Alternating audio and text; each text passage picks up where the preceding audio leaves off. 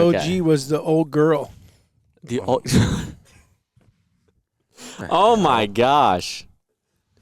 OG I don't know. I don't care. coming from the one that watches like 8 Mile and stuff. I thought feel it like was orange juice. that's not even the right Doesn't letter. even I have know, the right that's the letters. you point. Goat liquor. Okay.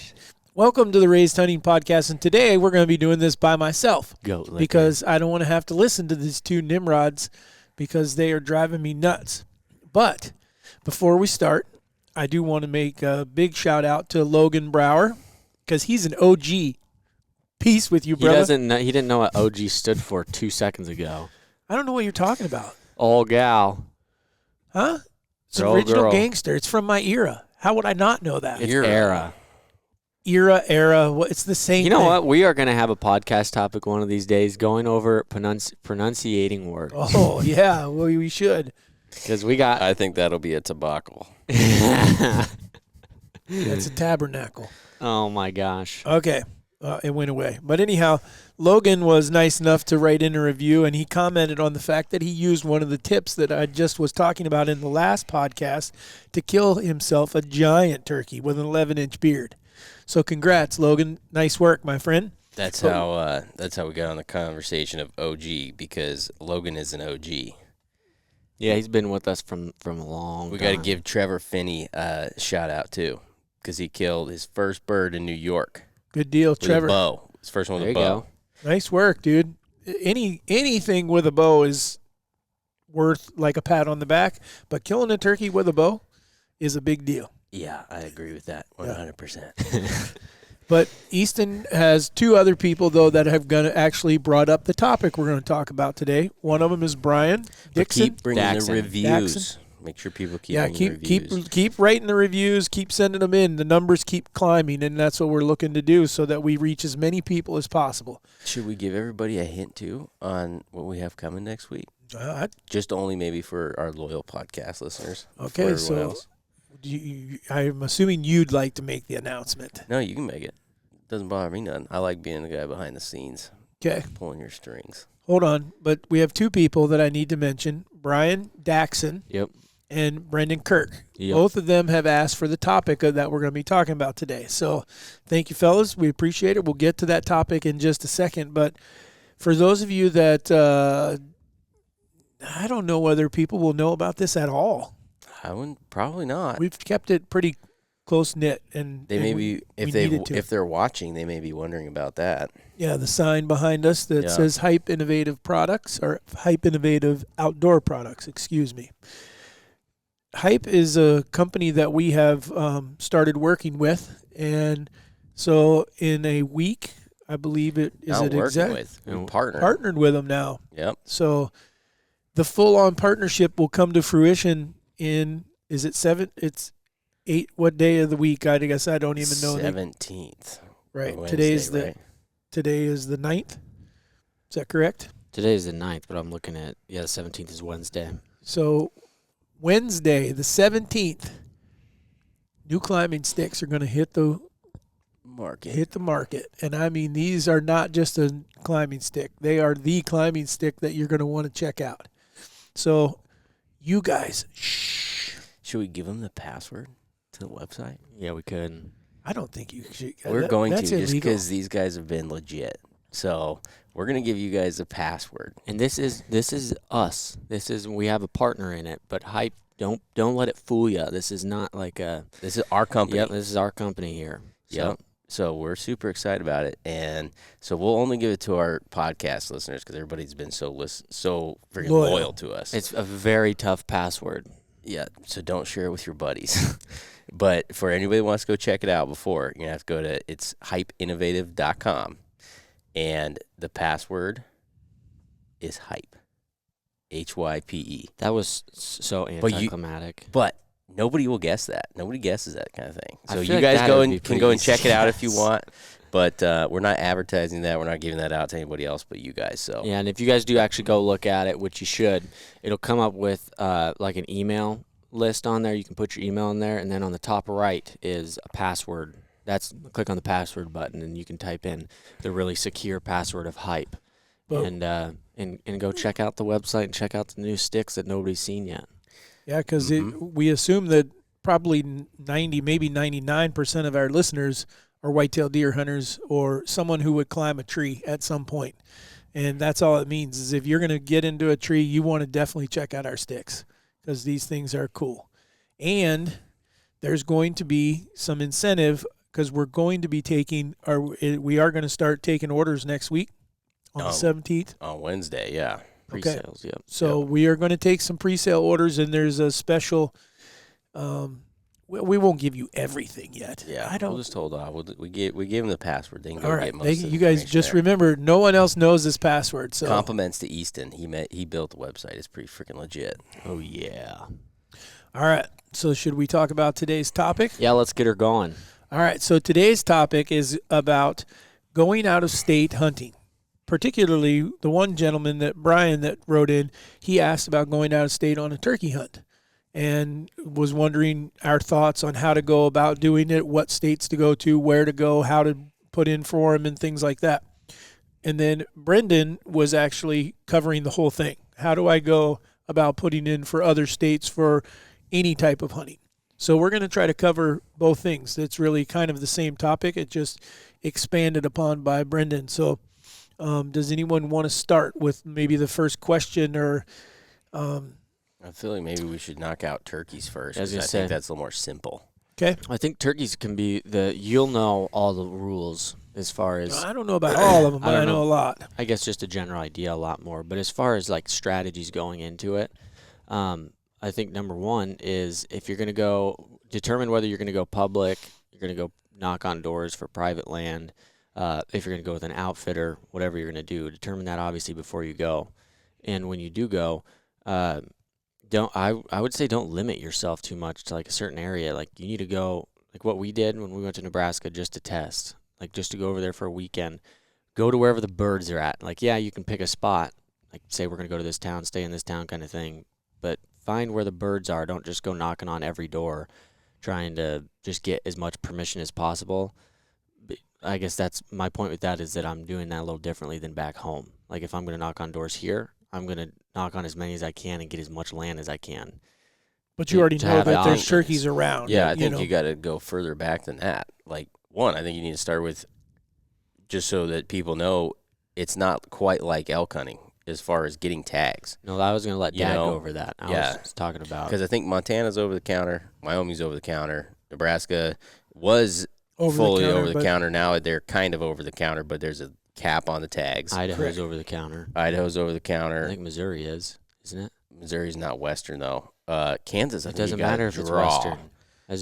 We're not doing just Western. Yeah, he's not Yeah, asking okay. about just Western hunts. I mean, and so a lot of and your it's southern, different species too. Like yeah, a lot of your southern birds are all But you don't hear about anybody going to the east. Going This is the east for question. turkeys. You do. yes, you do. Really? Oh yeah. That's, Everybody feel I've like- talked to has gone to South Carolina. They've gone to Indiana. Well, maybe the people over there. No, in the Midwest. You've heard of people from here going over to South Carolina? In the Just- straight line of the Midwest, multiple people going over there. I haven't met anybody do that. Well, I've talked to about 3. Well, I can tell you that one of the biggest, like Alabama, Mississippi, Louisiana, places like that, those are highly sought after because they start early. You know, guys can go there way before their season starts. So those are some of the things you want to take into account is when would the season start? When can I take take advantage of being able to go somewhere that I'm not missing out on doing what I do at home? But I think the biggest, and I think next year I've got a couple invites and I'm probably going to take them up on it and go do it. I've never hunted the New England states for turkeys. I've hunted bear up there. I've spent a lot of time because we lived on the East Coast. I played soccer and I've been to all the states. But I've never turkey hunted, and they have like a thick, like lots of turkeys in some of the areas of New York, and then farther up into Maine and New Hampshire and Connecticut and areas like that. And so I've got a couple invites that maybe I'll take them up on it next year and try it because they sent me some pictures and everything this year saying, come on up, man. We'd love to have you come turkey hunt. So I guess for me to kind of speak to someone looking to go out of state, first of all, what are you looking for? What species of turkey are you wanting to hunt? Is there a specific one? Is it not specific that you're looking for in a species. Maybe you're specifically looking for to be able to lengthen your season. You want to go somewhere. So then I would tell you those southern states, that I would include Texas in that though, but those are Rio. And the Texas kind of falls in its own category. It can be very difficult to find a place to hunt there without paying. You're probably gonna pay for it. Yep.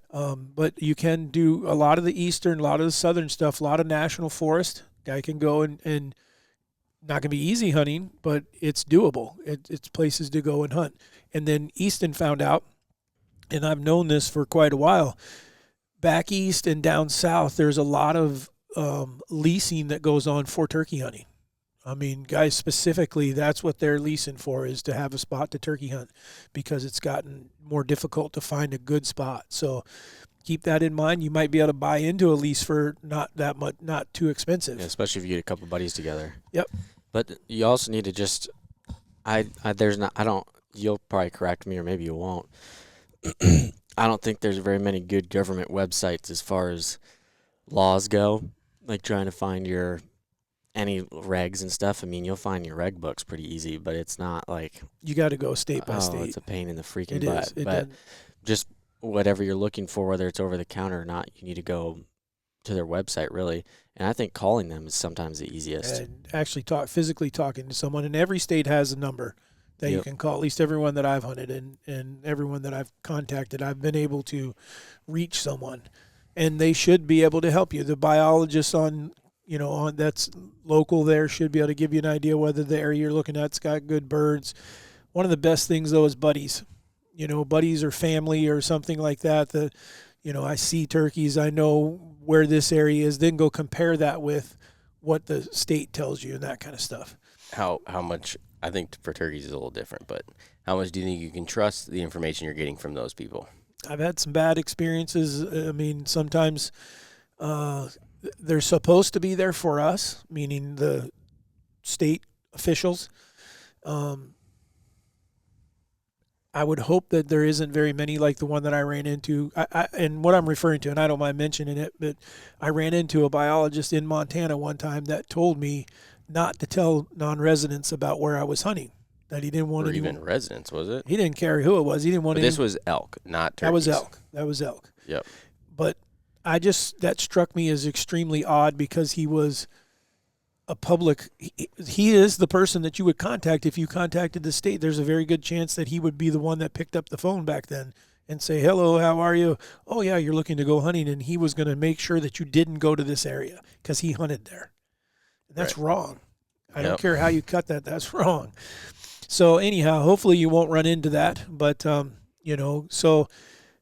then as far as turkeys go, when you start heading out west to places like that, and that seems to be becoming a little more popular thing for people to do, especially because Merriam's, in my opinion, one, they're easier to hunt, but two, I think they're the most pretty bird.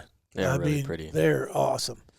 Not that a big old eastern turkey in a full strut ain't just I like the white kick-ass as well. White tips though on the fan and stuff. I think that looks really cool. So, and I can't speak to it. I'm not positive if the East has it in the South because I haven't done it there. But what I can tell you, Midwest, starting, I know Nebraska has it, and then moving farther west, a lot of the western states have worked out things with landowners where you have walk-in type things, where you can just sign a card or fill out a permission slip, and you're hunting private ground.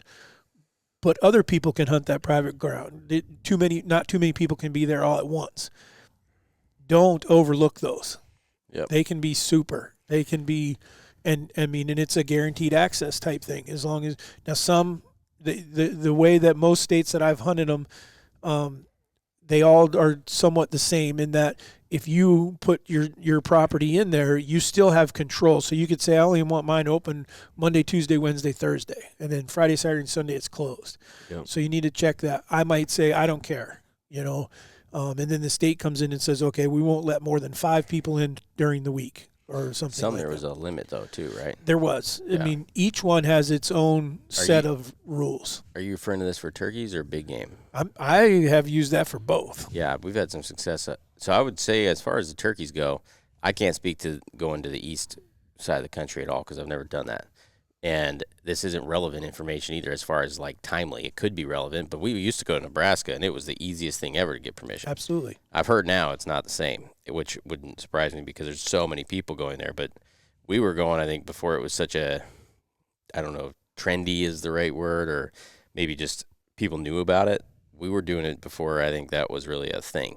And we were, I mean, finding turkeys and getting access to hunting turkeys do it was on no public everywhere, problem. too.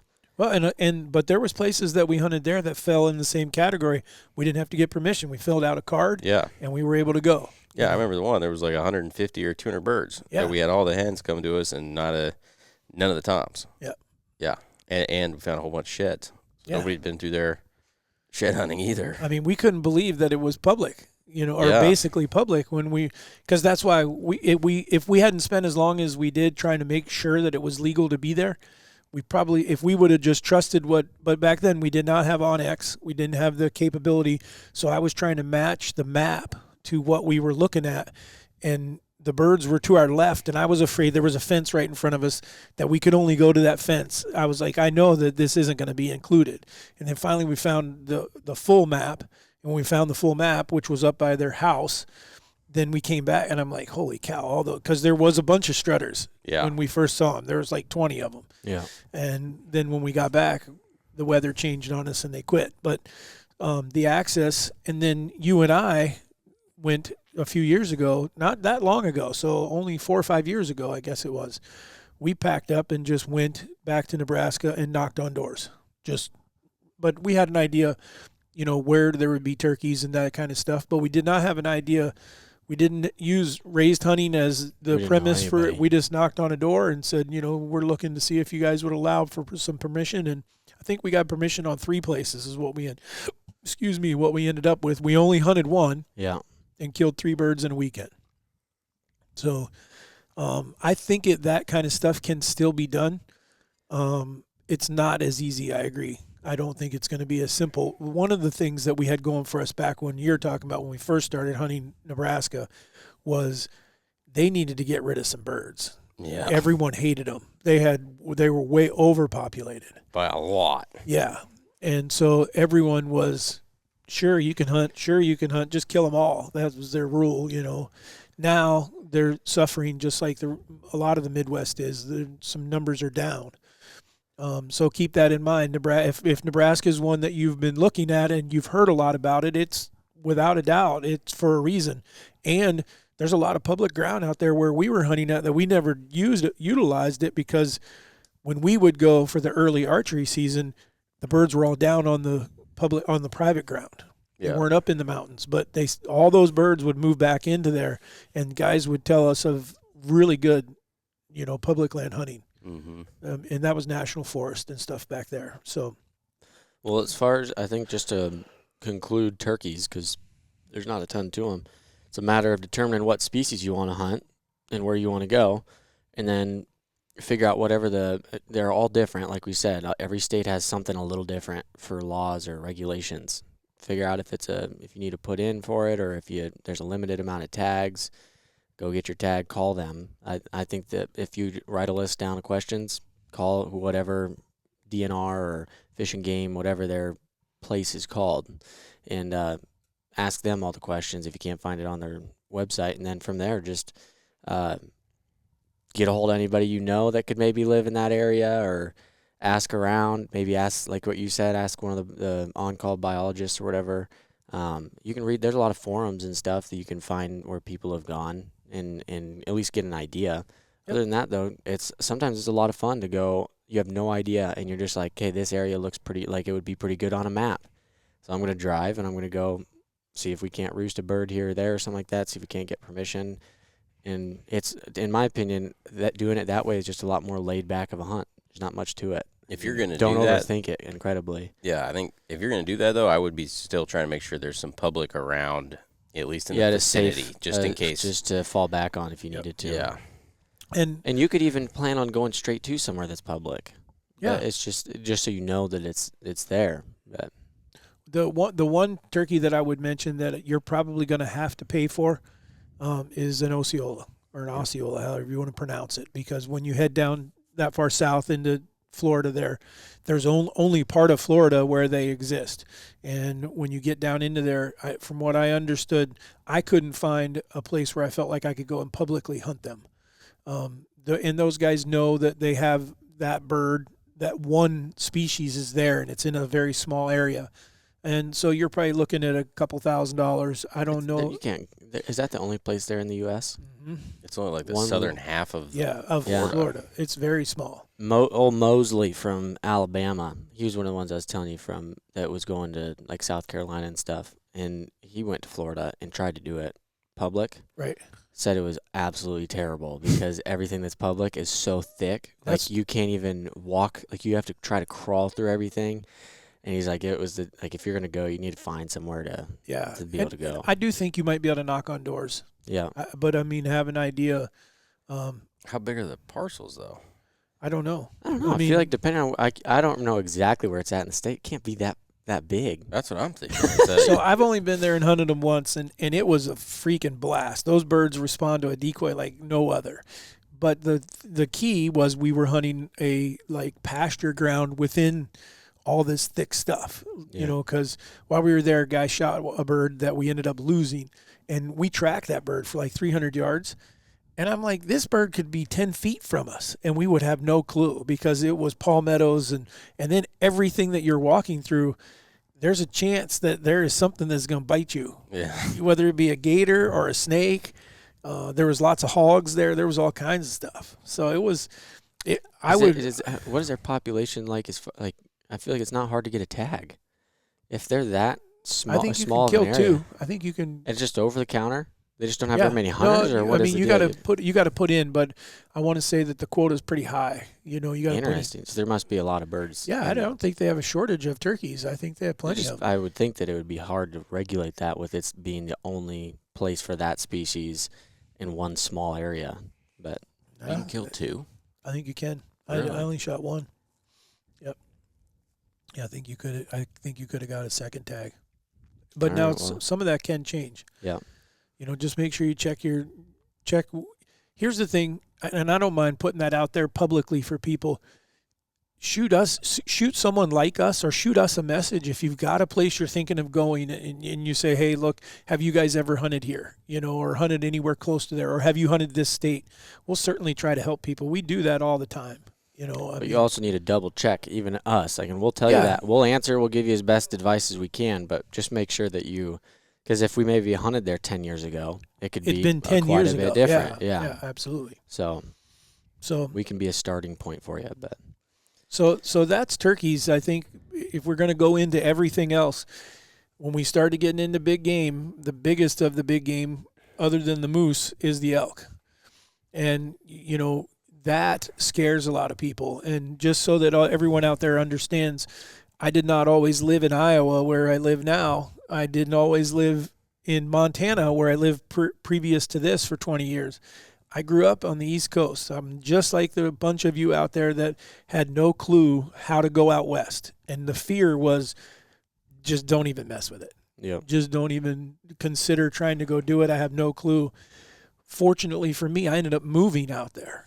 And so I learned firsthand how this works and so there are a couple things, So I think, too, just to preface this, let's try to put ourselves in the situation of someone who has never lived out west, doesn't know anybody out west, doesn't understand units, zones, draw odds, anything, and which is going to be a challenge for us. And you're going to have to be careful, too, because we can't go over every state's everything. I'm not saying that. I'm just saying, where do you start? Like where? So I have no idea. I want to go out on a western hunt, on my first western hunt, but I have no clue what to do. Do I start on pick a western states fishing game? Do I try to find somebody? Where do I do? The fortunate part is that there are podcasts like this. There are videos that you can watch. There are companies and things like that didn't exist back when I started hunting. One of the biggest ones that I know of, and there's more than one, but are a couple that I'll mention, Huntin' Fool.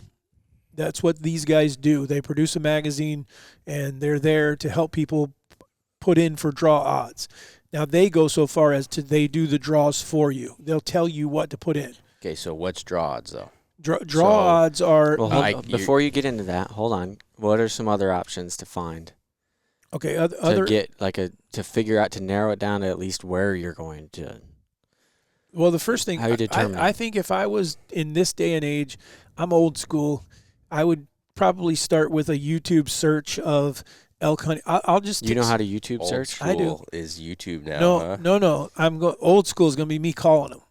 Okay. That's where I was going. Is the first thing that I'm going to do is I'm going to look on YouTube and I'm going to see if I can find someone that has hunted. And I'll use 2 years ago I killed an oryx. Okay, and when I drew that tag, I went, okay, I need some information. I know nothing about an oryx, so I was right back in the boat that the guy sitting in West Virginia is.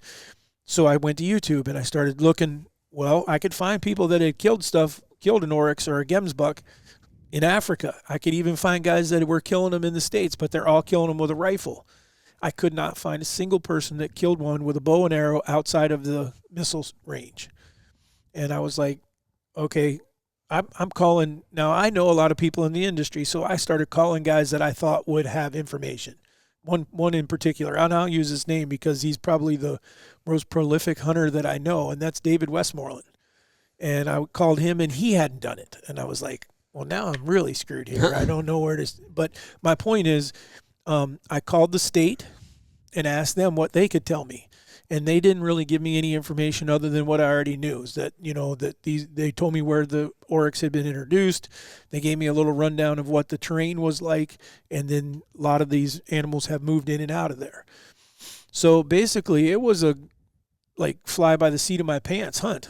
I ended up going through an outfitter, but they had never taken a bow hunter. And part of it was you had to. That's the only way you could get the tag was you went through the outfitter, or it increased your draw odds. Draw odds, again, are so when you want to put in for a state that you want to go hunting. So I can't just go to Montana and buy a tag and hunt? No, it's not. That would be considered over the counter. Okay. Okay, so Some states are that way. which one would be Colorado. So that's the only one that I know of that is truly over the counter So For can I elk. hunt, for elk. can I hunt the entire state? No. So then how do I figure that out? Okay, so you got to go. You get the rules and regs out, or you look it up on your phone. It's too small for me, so I use my computer, or get them to mail them to you, so you can actually sit and go through it. And what it's going to tell you is they break the state into zones or units. And now Typically, every state is actually broken in. I pretty think much all the western 'cause states that have elk. Well, I didn't even know I was broken into zones, but I don't pay attention to it because I'm not ever putting in for it. You know what I Right. mean? So like somebody that was wanting to come to Iowa would have to understand. Like they would ask me, what zone are you guys in, or do you recommend? Right. And I'm like, I don't even know what zone our house is in. It's statewide.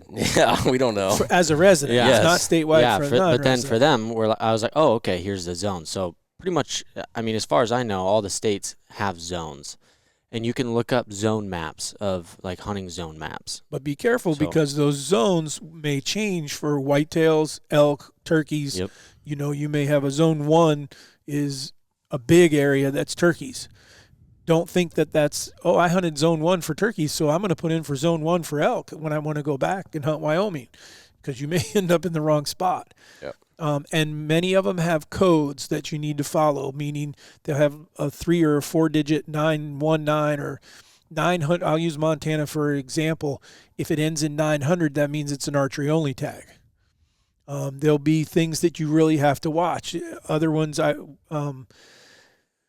elk, I think the way Wyoming's is, it's E dash something and then the number, and that gives you the zone. All of this means something. You don't have to get too technical with it, other than, I've kept up with it now for 25 years, and I built me a spreadsheet. And so that spreadsheet, I have each state on there that I wanted to put in for, when the deadline, when it opens, and when the deadline is, and what it costs me. Okay, because a lot of them, what's going to end up happening is you can't draw the first year. If it's not over the counter, there's a chance you're not going to draw a tag. Almost all of them, not all of them, require you to buy a license to put in. So you buy a hunting license, sometimes it's $50, sometimes it's $150, and then that gives you the ability to put in for which you don't get that money back. That's just forfeited because you need to have a license to put in for a unit or a zone for a species. I thought some of them did refund like 80% or something. Not the license. Typically, if they make you buy the license is done. You lose that. But they don't all make you buy the license. Correct. Okay. Some will make you pay partial of the permit. Okay. So let's just say it's $100 for a state I want to put in for the license. I buy that. That costs me my $100, but it's $800 if I want an elk tag in a particular unit. I've put in that $800 and I get 80% of it back. Montana did it that way for a while. They've changed it since then to where now it's a flat fee. I think it is.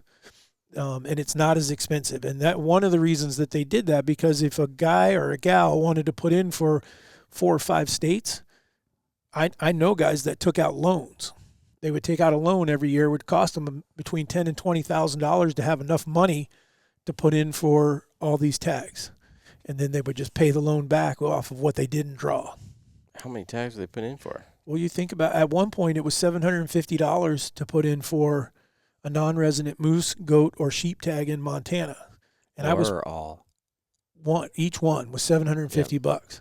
Oh, they were $750 a piece. Yes, and I was putting in for 4 of us. Yeah, wow. Holy Dang. cow. So that alone right there was almost $5,000. That's not good considering the fact that I think I lost all those points. Well, many states don't do that to you, but some do. Like Montana does, right? Montana, if you don't put in for 2 years in a row, they wipe you clean. Wyoming does the same now. They didn't used to, now they do. So hold on before we keep going any further, because this is benefiting me too for all you folks out there. I grew up in Montana too, but I've never got to hunt Montana, unfortunately. So I've been around these two talking about it and everything, but so from start to now, we have number one, you got to determine what you're wanting to do as far as you're going to go elk hunt, mule deer hunt, whatever you're going to do. Determine that. And then you got to determine an area as far as, okay, I want the northwest corner, I want southwest corner, I want whatever state you come up with. And that's come from, you can YouTube people that have gone and hunted Montana or hunted Arizona, all sorts of different things, but determine that.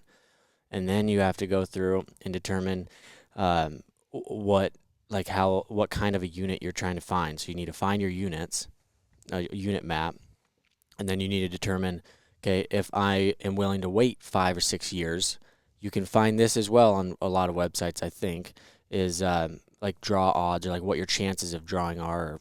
It's an average of 3 to 5 years or whatever it is.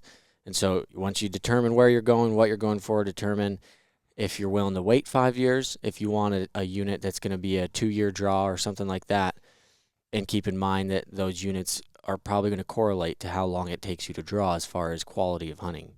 So if it's a 2-year tag, it's probably going to be quite a few hunters because it's going to be pretty common or pretty easy to draw. If it's 10, 15, 20-year draw, you're probably going to have world-class hunting in certain spots of it if you can find the right areas. And then along with that, figuring out private, public, outfitter, whatever else, right? Correct. Am I on track so Yes. far? But you need to keep in mind, which I have 2 things to this. One, you can't be like accruing points and then go use 2 of those points. It's all right. All so at it's once. all or nothing. So like if you're going to go to Wyoming and you want to wait till a 10-point unit, you can't accrue 6 points and say, okay, well, I want to go general this year. I'm going to use 2 and take away from those 4. You see what I'm saying? No, I wouldn't have even thought of that. I've had people ask me this. Oh, that's the only reason that I'm saying it. And like so they're like, if I have to either wait the entire time, or I got to go to a not as good as a unit. Yep. Yes, that's what you have to do. The other thing that I think could help a lot of people here, and they're not a partner, I don't work with them or anything, but I think that I'm going to plug them because I use it myself and I pay for it myself. Go Hunt does all of this. So I think I either pay $100 a year or $150 a year or something. But it gives you can put in, I'm a non-resident. I have X amount of points. I want archery. I want this or whatever. And then you can like click on a unit and it'll give you your draw odds and everything. So and honestly, all of that information is available through the states. You can go get all that for free, but they've just compiled it into one place. And if you ever use the state's website, I'll pay $150 for that all day long. Got no problem with that because it's much easier. Okay, so hold on. I want to clarify something that he said. All your points, it's either all or nothing. per state.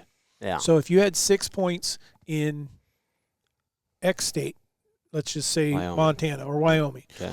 but you had 3 points in Montana, you could go to Montana and hunt if you had a spot where you thought you could get in for 3 points. You're not going to lose your 6 points in No, Wyoming. each State stays separate. And then one thing you should add to that, because I know this confuses a lot of people too. Tell me what the difference is between a bonus point and a preference point. So the difference, and you'll see it marked on And there. there is a difference. There's a big difference. So a bonus point means that your name goes in twice, 3 times, 4 times, 5 times. Meaning if you have 5 years of points. Then you and everyone else that has 5 points are all going in 5 times. Okay, so what happens is it's a random draw out of that entire pool is what the bonus point is. As opposed to a preference point, where preference point is states that work their units by, okay, first they're going to look at who has the most points for this unit. He or she is going to draw.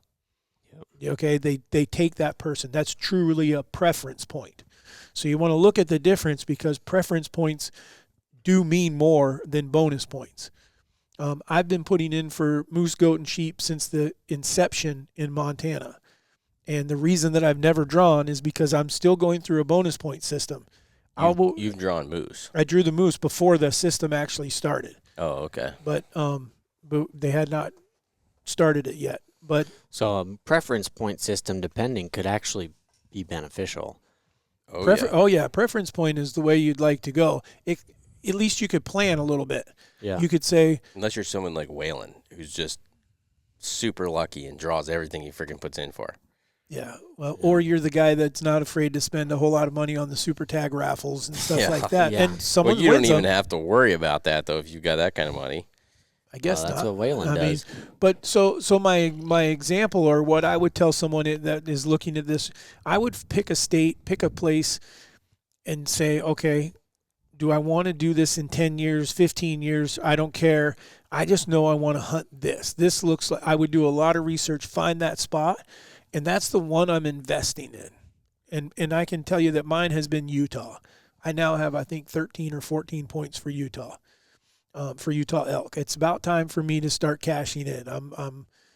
What do you mean by cashing in? Meaning I'm going to pull the trigger and say I'm going to go to Utah and hunt somewhere because I can now draw. I got enough points. So somebody, hold on, because right now you're saying like how have you gotten all those points that you haven't been putting in? Because what I do is I buy a license, and Yep. then some of them will give you the option to not try to draw. Just getting a preference. I just point, right? buy a preference point, and so that's what I've been doing. I have not even attempted to draw a particular unit because I knew the units that I was looking at, I needed at least 12 points. But you don't have to pick the unit, right? Not yet. Okay. No, So you can be going and accruing points in all these states Yes. without having to know where you're going. And Correct. it would be a little cheaper doing it that way too, would it not? Because you're not having to necessarily put in, like if you select that option, it's not going to charge you for your actual putting in fee, are you? No, but it's not saving you any money either. Oh. You're still. I figured still if got to you're- buy in Utah, for example. You got to buy a license, and then it's $50 for the preference point. And so, Yeah, but how much is it going to be? It's going to be however much for your license, and then when you actually say, okay, I'm putting in for this unit, how much is it going to be? probably I don't even know now, but probably pushing $1,000. Your Okay, tag, so tag that's is my going to point cost you right somewhere there. between $600 and $1,000. So that's my point, though, is if you're just going and knowing that you're not going to be going, like you're just trying to get points, if you do that, it's like $50, depending on where it is, Right, but like right. $50 for your situation to get a point every year, as opposed to if you put in every year, like, hey, I'm trying to draw this every single year, you're going to be putting however much the tag is worth, Yes. and then if you get some back, you're going to get whatever their system is back. I don't know this for a fact, but I don't think that I don't think that's the case. If you don't draw, you because don't have you to. don't draw, they don't charge you. Okay. It's one of those things you put in for, and then if you don't draw, Yep. they don't charge you. So before you get any further, too, so you got to find your place or your animal you're hunting, the place you're hunting, and the regs as far as what the draw is, all those things that we're going over now. Also pay attention to dates. That is something that a lot of people don't think of because, like right now, elk is not till September in most places. I don't even know all the dates And you've for them, missed but all I the mean, draws. like the draws are already come out. Like, and it's what did you say, May 9th? and I think a lot of them came like April. Did they not? Wyoming actually is December, I think, or January 1 is when it opens. It's the Well, I'm first talking one. about when they drew it. The results? No, to put in. Yeah, I don't think the results come till June. Maybe Well, not, but no matter what it is, though, there's a time period where they say, okay, this day is when it opens for the following season to be able to put in. This is your deadline date, and then this is your results time frame, or because I don't think it's always a specific date for when they draw, isn't just like that week or something. no, there's usually yeah, a it's day. It is a day. They'll have it like either it'll be the first Saturday or that it'll open, So or it'll be a day. What you need to pay attention to is wherever you're going. When do they When does open it that up? open up? When and does when it does close? it close? Because if you miss it, you're screwed. You're you're waiting SOL. till the next year. Yep. So that's something that you have to pay attention, because Now- I would have never thought of that until you're like, oh, I actually have to draw. So they actually have a pretty decent deadline Well, on this. Wyoming gives you the ability to buy a preference tag through the summer. Yeah. Buy a preference point. So And I don't think they make you buy the license. they don't make you buy the license either. Yeah. It's just $50. Yep.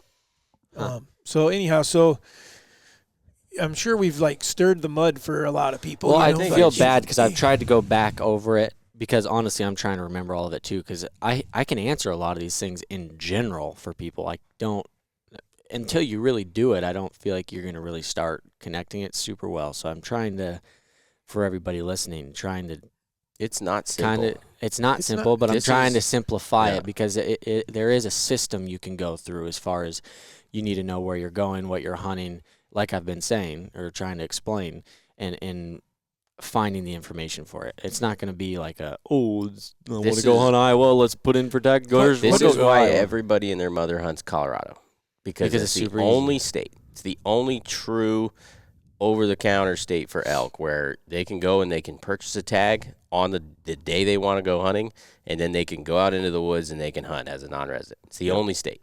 may not see anything, may not hear anything, but you're elk You'll hunting. see Yep. something. You'll see a lot of other people. Well, and that's what I remember the one time I went there, I talked to guys and they're like, you just talk, just cordial, talk with other hunters and be like, hey, how you guys doing? They're like, oh, this is a good area. We've done pretty good. We've killed 2 elk in the last 5 years.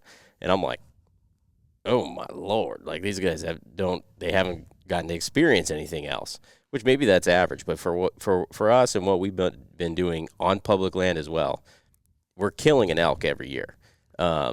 The amount of effort has varied, but we're going to kill at least one. And that's also come from a lot of experience of understanding, okay, I could put in for this unit in this state, and it's not going to cost me an arm and a leg, and I can get it in 2 years or something along Well, those lines, which that takes was even general in Montana. We were killing them on I'm- public. But there, you guys live there too. Yeah. You're not having to sit there and deal with all Yeah. the draw system. No, but it's not simple at all. I mean, it's not. It is going to be something that. So I think that would be the next thing I would think that somebody would ask is, or that we would give them the advice is, don't go accrue 10 points and not go on an elk hunt at all, and then cash those 10 points in and go to a really badass unit with no idea what you're doing. And then I guess if somebody was going to go on their first elk hunt, would you tell them to go? Are they better off? Because there's going to be a ton of guys listening to this that probably they don't want to go with an outfitter. They want to go and they want to do it themselves and they want to learn. And my hat's off to you, because I know if I was in your position, I'd be the exact same guy. But I do think that they should heed your advice on this, because I know how you feel on it, and I think it's really insightful and will cut off the learning curve for people hugely. So you want to speak to that real quick? Pay the outfitter. Yeah. at least for your first time, or If someone, here's the thing. So what the average guy does that lives not in a Western state is they go, I don't have $5,000 or $10,000, whatever that may be, to go on an elk hunt. But I got $2,500. I can buy my license, I can pay for the fuel, and I'm going to go to the over-the-counter place in Colorado, and I'm going to go out there and I'm going to get to see what it's all like. You're not really seeing what it's like. You're getting to realize what it's like to drive out to the west, which is awesome. The first time you drive out there is like, holy cow, every bird that you see is different, every snow-capped mountain.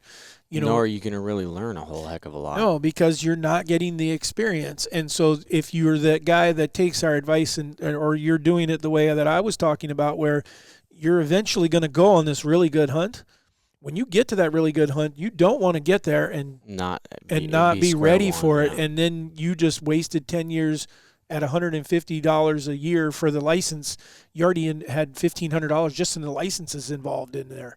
Yep. So you want to be ready for that. So what I tell people is, instead of spending 3 years going to Colorado and to see or hear your first bull bugle that just now cost you $6,000-$7,000 over those 3 years, go one time, pay the outfitter fee to hear the elk, to see the elk, to learn from someone.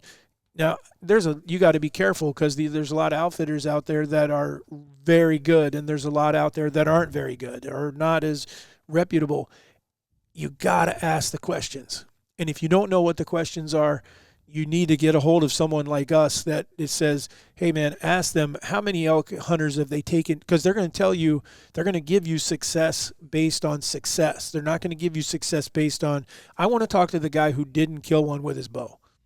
I want to know, what does he have to say? Did does he he get say, any opportunities? yeah, did he say it was friggin' worth it, man? I blew it. I did this wrong or whatever. I don't want to talk to the one guy that went one time and killed a 370-inch bull. Now, would this would possibly be a dumb question. If I were to be asking you that and you tell me that, can I go call an outfitter, and a rule of thumb could be, okay, if I ask, hey, do you have any of your past hunters' contact that I could get a hold of? Like a reference. If they don't give it to me, like, no, I don't have any of those, it's probably a red flag. Yeah, if they do give them to me, well, then you got probably looking at someone more. But that's reputable. a thing to ask, right? Absolutely. Okay. Yep. And you do need to be insightful that some people are terrible hunters. So you can't always put it on the outfitter, because we've taken people before that, great guys, good people, they were meant to be farmers. But that they were at the not same going to kill time anything. you can, if an outfitter's being honest with you, they'll give you an opportunity, like what the opportunity percentages were and stuff. Like for you guys, when you guys were guiding, you guys were 100% on shot opportunity. But you had the 5-6 guys that were launching arrows and couldn't hit the broadside of a barn, and that it's not your guys' fault. You got the shot still. So on an outfitter's side, they can still tell you, okay, we had 10 bow hunters, 15 rifle hunters, and this many people got opportunities or didn't get opportunities. We also had guys, though, that just like moving when they shouldn't be and stuff that would have been a shot opportunity had they had a little better understanding of what they were doing. And I would go a little farther than, I would go deeper than, because I wanted someone to understand what they were getting into. And that meant, here's what I'm going to tell you. I can't guarantee you're going to kill a bull. Can't guarantee how big the bull is going to be. What I'm going to tell you is we're averaging 320-inch bulls. Okay, that means some were smaller, some were larger. But at the same time, we've put all those bulls at 40 yards or less. That's our goal. Is we don't consider it a call-in if we don't get them in to that close range. So don't come here expecting that you have to shoot 60, 70, 80 yards because you're out west. You don't shoot any better out west than you do in your backyard wherever you live. Yep. And so that was what we would tell them, is you give us that opportunity to get them to that point, then we should be able to get them here. Now, we had some people that shot farther than that. That's up to them. I couldn't stop them. They felt confident in doing it. They filled their tag, but at the same time, as the outfitter, when I was doing it, if you did not make a good shot, you're going to hear from me if you took a shot when I didn't want you to. You're also done. You're draw done. blood. If you draw blood, you're done. Yep.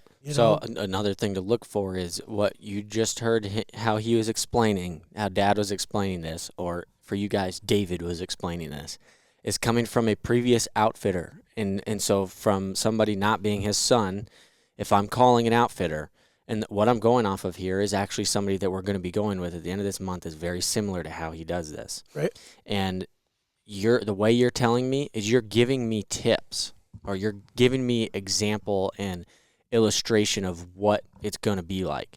And so when they're open with their information and they're kind of like, hey, well, we've had this many people come through and this many shots, and they're not BSing you, just trying to say, oh, we're really successful, and they're giving you information like, we count our stuff as this, and we have parameters. So unless it gets to like this point, we don't consider that as a successful hunt, or we don't consider that as a call-in. So when we're referring to 100% shot opportunity, that means that we've gotten any single person that has come in here a shot that they preferred and they got to take.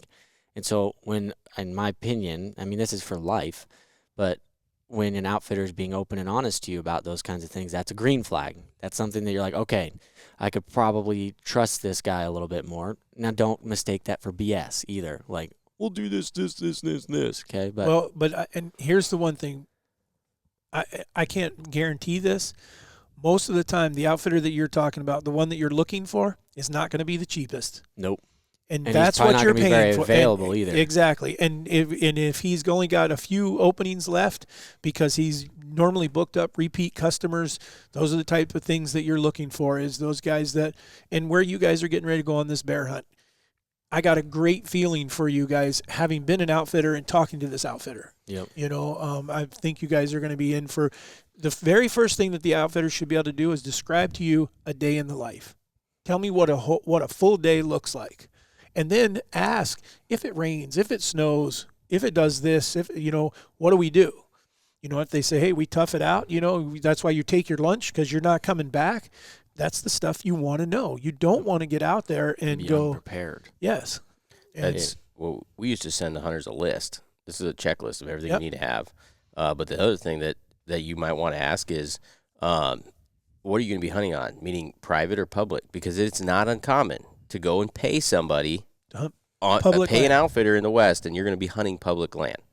So that's something that because I think over here and back east, if you're paying an outfitter, you're not. You're expecting You're to not hunt private hunting ground. public, No one right. else should be hunting there. Yep. Yep. So that's But- something you need to be conscious of. 100%. That's a great point because, and it'll surprise you when all of a sudden you realize, well, there's someone hunting here. Well, yeah, this is public people. People can You just don't come want to here be and caught hunt. off guard with that one. Right. And if you don't know, you're going to be really mad. Oh, I remember when I was talking about when I was in Colorado. I can't remember the name of the outfit, but I remember pulling in the parking lot. It was the video I sent you, of like 43 trucks or something. 43 flipping trucks at one trailhead. And there was like 2 or 3 outfitter things there. I'm like, I guarantee you whoever booked that is pissed Oh, yeah. because they're in a zoo back there. So Yep. stuff like that is important. But I then, think that then again, we don't know. Who knows? Maybe they unloaded the truck and had horses and they rode right past Yeah. everyone and got into an area that they're like, just hang on, because it's going to get better from here because all these guys are hunting this place. And then when we get to where we're going, watch what happens. I mean, I don't know. I wasn't there. Yep. But so part But- of it is a trust factor, but you definitely want to have a right. You don't want any hidden surprises. You want to ask every question that you can think of asking. And I think just to add real quick, because I do think that I know the stubborn guys out there like me that are listening to this are still thinking I could go out there and figure it out. And there's what I'm going to tell you is for how all these guys that are hunting the east side of the country are always telling us how hard it is to kill turkeys there and everything. So this is my comparison for you. I want to take a brand new hunter that's never even been into this state, has no idea what they're doing, and go and drop them on public land and give them the most educated birds that you can find and tell me how successful you think that they're going to be. That's what you're asking to do, except even harder because the West is way, way bigger than the East.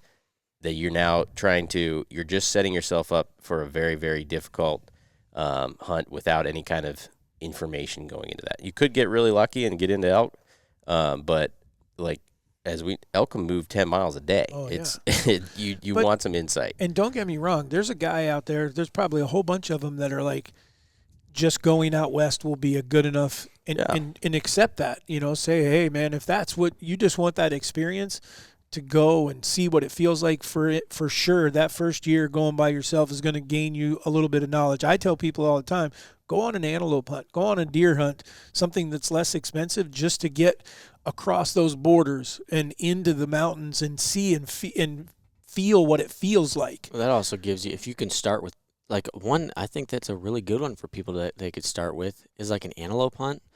If you can find the right areas to do it where it's, I mean, if you're going with your bow, it can either be really simple or really, really, really difficult depending on how you do it. But that's a good one it's not typically super hard to get a tag. You can find a place to do it and it gets you to the West. And in my opinion, as long as, even if you go once or twice or something and you're not hunting elk or you're not hunting high country mule deer or whatever the heck you're wanting to do eventually, it gives you that idea in your head, okay, I know a little bit of what the terrain is going to be like. I know how I can go about some things, and maybe I even got to scout a little bit when I was there for another animal that I could come back to. Or So, the greatest thing is you run into someone at the where you buy your license, or you run into someone where you're eating, or if you go and drink a beer or whatever night, and somewhere at a pub or Connections, whatever, you meet someone, you meet the mailman, you meet the UPS driver, those are the best ones. Yep. bus drivers. Like, I can tell you, if anyone had ever met the bus drivers where when we were outfitting and guiding, they knew where all the elk were.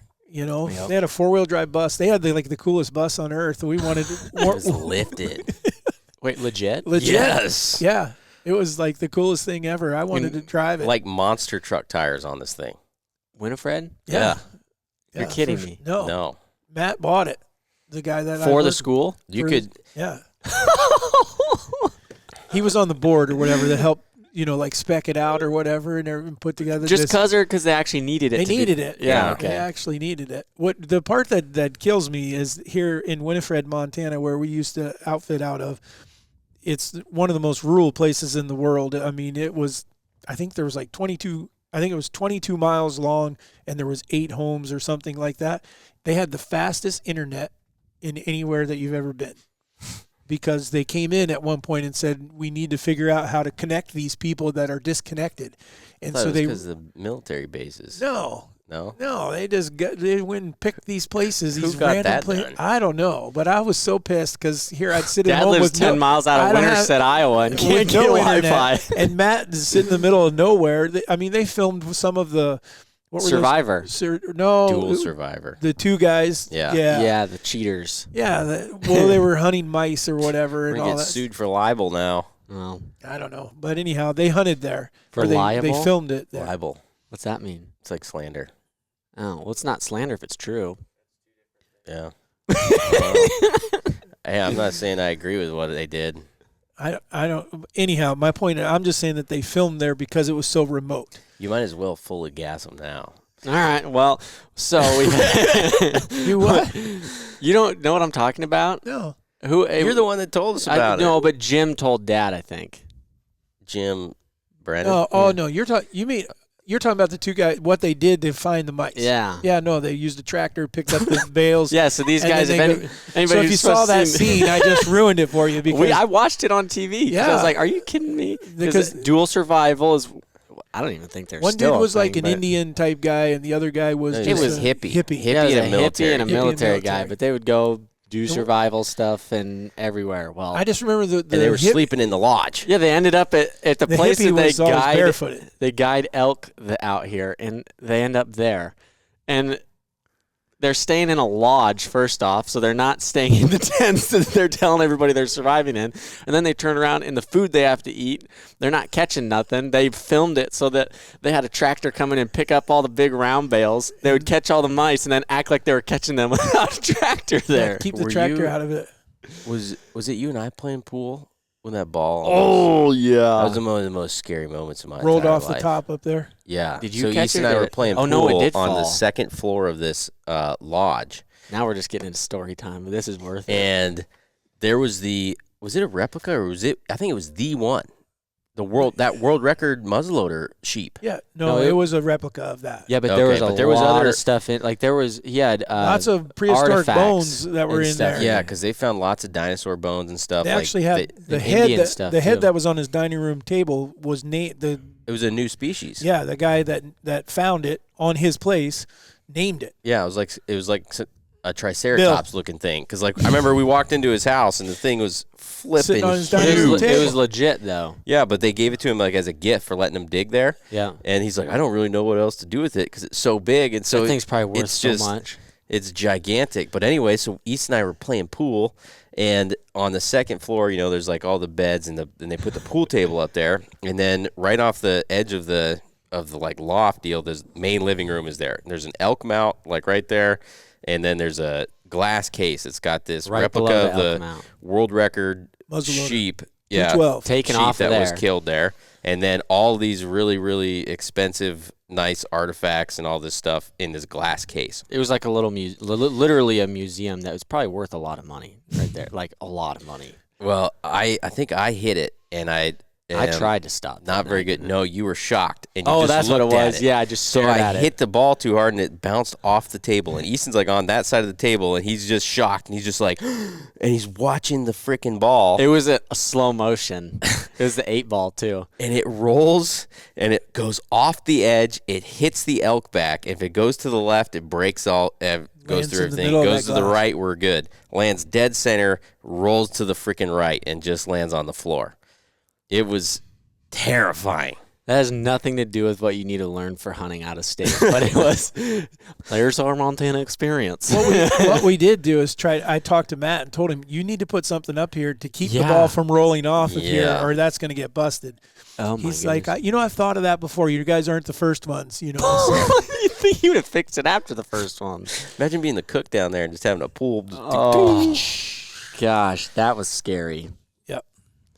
So Well- did we? I don't know. I mean, No, we did not go super in depth, but I think that hopefully we I think if we go too in depth, It's it's going to just get so much. really confusing. like it's honestly you could do a podcast per freaking state, for sure. Yeah. and We, it's. But I think like even I know I understand it a little bit better. One other thing I guess we could touch on a little bit would be landowner tags. Yeah, that's if always an option. price too. isn't an option for you. Or sometimes it is a beneficial. Like I mean, it's not that much difference. Yeah, you can get there. You have an issue, Nick? Yeah, you keep your mouth quiet over there. Beneficial. We're going to put that into make a note of these for our vocab podcast episode. We do have a lot of Um, issues with words. You know, it's but the drinking. yeah, Yeah, we Jeez. drink on the podcast. We drink on the podcast and it gets slurred words. It's water, I promise. Slurred word. I don't know. I'm sure to draw a tag by now. we know. We know he hasn't been drunk in a while. So landowner tags, you know, I think there's a bit of a misconception there. Everybody thinks that landowner tags are going to be a minimum 10, 15, I think $20,000. they relate them to like one of those. Premier unit. No, gosh, dang it, the Yeah, one tag, like it's the Governor tag? Governor tag. I was gonna say the government. Yeah, tag. I'm like, governor that's not- tag's not a landowner tag. No, though. I think though a lot of people relate that. Oh, I can go buy this tag if you're willing to pay enough to not have to draw. Yeah, But it's so two different things. yeah, governor tags, landowner tags, not the same thing. And landowner tags in some states are transferable, which means a landowner can sell that tag to somebody else that could sell it to you. And there's lots of brokerages online where you can find that. And then other like the scalpers at an NFL game. Yep. And then there's other states where they're not transferable. So you may not be able to get a landowner tag there no matter what you do. I believe Wyoming is one of those states. But those can be an option, and you can get them much more affordable. You know, sometimes they can be $3, $4, $5 but don't be expecting to go to the best units. That's just same and then thing. you can also find them for 15 or 20,000. Absolutely. And those are your really good units. And probably more closer to that side than Yeah. the other. So there's lots of different options, I guess, and lots of different ways to go about it. Again, if you have questions, shoot us a message. We'll try to answer what we can. I feel like I'm best at Wyoming, Montana. Idaho's not that difficult either. Utah, Arizona. Arizona was not really difficult either. And then New Mexico. I mean, so there's 6 of the probably 12 states or something like that have, I mean, and some of the other ones like Nebraska and places like that, they have a once in a lifetime tag. Some states you can't even put in for it. One of the greatest ones, honestly, is crazy, is Pennsylvania. Yeah. $10. It's $10 to put in for elk tag there, Out of state. out of state. Yeah, but your draw has got to be. It's got to be just like playing the everyone lottery. else's. There's no For $10, though, I guess. Yeah, I mean, for $10, what happens if you actually And that's draw? world class bulls. They're too. killing giant bulls. Yeah. I There's a agree. It just feels wrong. Yeah. Doesn't feel Doesn't like elk Kentucky have a pretty big. Yes. Yeah. Yep. And They just opened another state. Now I'm not going to be able to think of it. well, It has a Nebraska healthy population is to a hunt once in a now. lifetime. Missouri. Missouri just opened. They opened a season? Yeah, I think it was Missouri. That opened Really? an elk, a very limited, like 5 tags or something like. I think it was Missouri. Well, Arkansas has had elk for a long time. Maybe it was It was one of those. Arkansas has been open for a while. Oh no! So it's brand new. Like last year was the first year doing it or something. Could be but because I it's right on the Missouri border. where those Maybe elk that's what are. it was. The very first wild elk I ever saw was actually in Arkansas. What are the odds of that? I would have never thought of that. Yep. I feel like that would almost ruin it for me. No, when you've never Why? seen one? Well, just because, like, you want it to be in the wet, stern Yeah. atmosphere, and then, like, here in Arkansas, I'm thinking of, It was funny. some podunk dude, and then there's an elk. I think of freaking Longmire and his front porch. Yes, Every like time they that's show it, supposed there's to a herd be- of elk out there. Yeah. Mom and I had driven to Bass Pro Shops from where we lived because it was in Missouri, and it was 5 hours drive. And so I told her on our way back, I said, let's go through this area because they've released some elk up there. And she was like, oh, okay, so windy mountain roads, and we were taking our time, and we're coming down through there. And I look over in this field, and I was like, oh, my gosh, I just saw an elk. And she's like, no way. And I'm like, yeah, there's 2 or 3 of them, and they're bulls. So we park, like, way down the road. We come walking back up the road with binoculars, like, creeping and everything. There they are right there. There's 3 raghorn. Meanwhile, they're a mile away. No, they weren't. And so the first thing I'm looking for is a fence. I'm thinking it's a high fence. We couldn't be this lucky. Yeah. And then because they're like 150, 200 yards away, this is before they've ever been hunted. We could have done jumping jacks on the road or whatever. They don't care. Yeah. No one ever messed with them, but I was treating them like they were like the craziest thing ever. But that was the very first. We saw 3 raghorn bulls in Arkansas. That's That was funny. That's cool. I kind of want to double check this Missouri thing. All right, I think Is that it?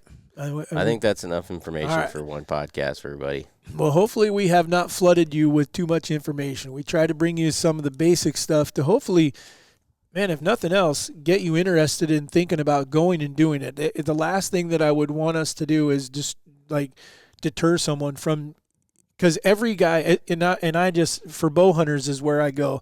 If you're a bow hunter, you owe it to yourself to hear it bull bugle at least one time. You got to go do it.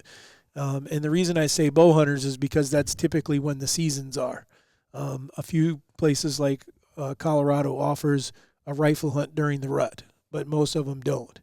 So anyhow, thank you guys for tuning in. I'm sure we created a lot of questions with this one. Hopefully you'll send in your questions. Them in. Yeah, shoot in questions, and we'll try to answer what we can. They did. But for that, we say Raised Hunting is signing off, and thank you guys again. We appreciate it. It's a lot of fun.